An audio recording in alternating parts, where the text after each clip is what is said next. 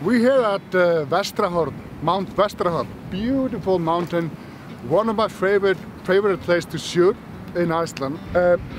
What happens sometimes in an area like this, where it seems to be enough space for everybody, that people will go and walk in your frame when you're shooting. And when that happens, you know, what I do, I calmly ask people to move. What the fuck? Hey! Stupid!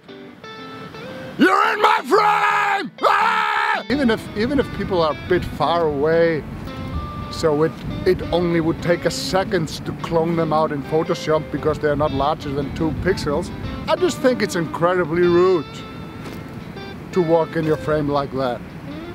Obviously, when I'm standing here, all the real estate in front of my camera is mine.